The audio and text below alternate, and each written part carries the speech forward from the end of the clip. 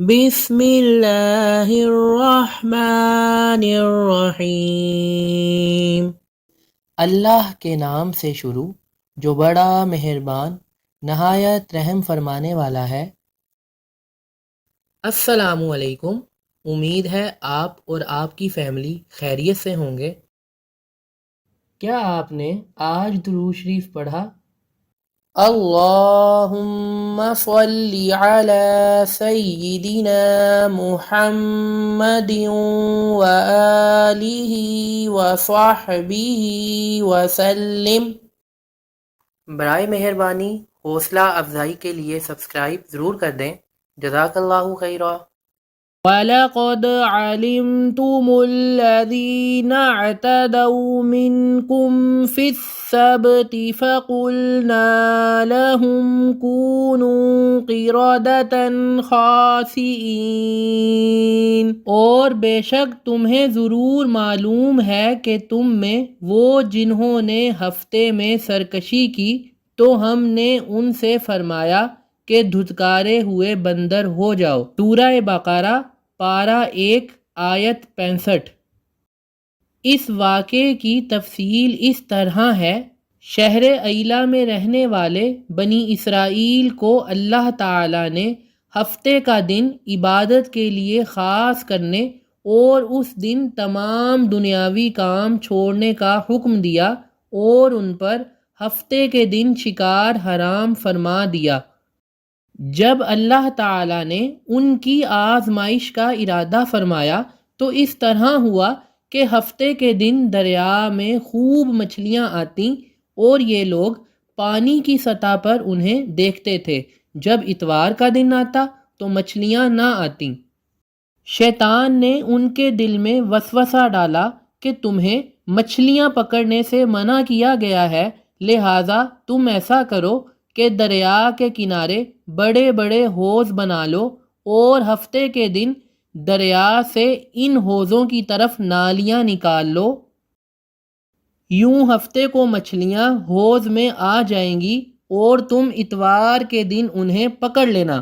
چنانچہ ان کے ایک گروہ نے یہ کیا کہ جمعے کو دریا کے کنارے بہت سے گڑھے کھودے اور ہفتے کی صبح کو دریا سے ان گڑھوں تک نالیاں بنائیں جن کے ذریعے پانی کے ساتھ آ کر مچھلیاں گڑھوں میں قید ہو گئیں اور اتوار کے دن انہیں نکال لیا، اور یہ کہہ کر اپنے دل کو تسلی دے دی کہ ہم نے ہفتے کے دن تو مچھلی پانی سے نہیں نکالی۔ 40 یا 70 سال تک ان کا یہی عمل رہا۔ ان کے اس عمل کی وجہ سے اس بستی میں بسنے والے افراد 3 گروہوں میں تقسیم ہو گئے۔ نمبر 1، ان میں 1/3 ایسے لوگ تھے جو ہفتے کے دن مچھلی کا شکار کرنے سے باز رہے اور شکار کرنے والوں کو منع کرتے تھے۔ نمبر 2، 1/3 ایسے افراد تھے جو خود خاموش رہتے اور دوسروں کو منع نہ کرتے تھے، جبکہ منع کرنے والوں سے کہتے تھے کہ ایسی قوم کو کیوں نصیحت کرتے ہو جنہیں اللہ ہلاک کرنے والا یا انہیں سخت عذاب دینے والا ہے۔ نمبر 3، اور ایک گروہ وہ گناہ گار لوگ تھے جنہوں نے اللہ تعالیٰ کے حکم کی مخالفت کی اور ہفتے کے دن شکار کیا، اسے کھایا اور بیچا۔ جب مچھلی کا شکار کرنے والے لوگ اس گناہ سے باز نہ آئے تو منع کرنے والے گروہ نے ان سے کہا کہ ہم تمہارے ساتھ میل برتاؤ نہیں رکھیں گے۔ اس کے بعد انہوں نے گاؤں کو تقسیم کر کے درمیان میں ایک دیوار کھینچ دی۔ منع کرنے والوں کا ایک دروازہ الگ تھا جس سے آتے جاتے تھے اور گناہ گاروں کا دروازہ الگ تھا۔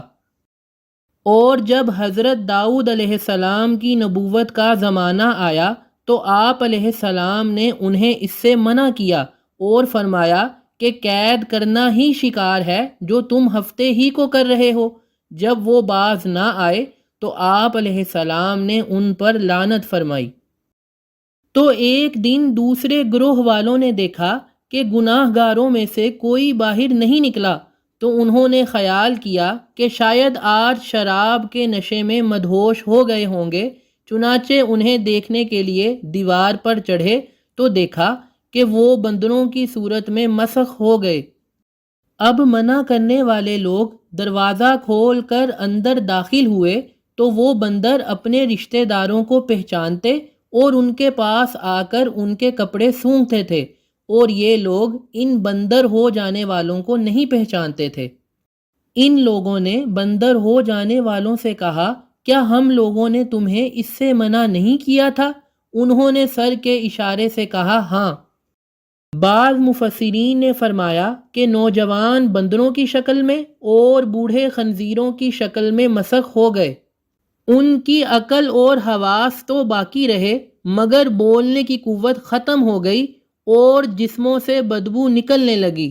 وہ اپنے اس حال پر روتے رہے یہاں تک کہ 3 دن میں سب ہلاک ہو گئے۔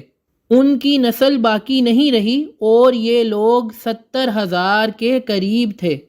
تفسیر روح البیان صفحہ نمبر 156۔ یہ سب مسائل آپ کو سکھانے اور آپ کی معلومات میں اضافے کے لیے بتائے جاتے ہیں۔ برائے مہربانی اپنے عزیز و اقارب اور حلقہ احباب میں بھی یہ ویڈیو شیئر کریں تاکہ آپ سے منسلک سب افراد فائدہ حاصل کر سکیں۔ اگر آپ کوئی سوال کرنا چاہتے ہیں یا اسلامی مسائل کے بارے میں رہنمائی چاہتے ہیں تو ضرور رابطہ کریں۔ اللہ پاک آپ پر ہمیشہ مہربانیاں فرمائے۔ آمین ثم آمین۔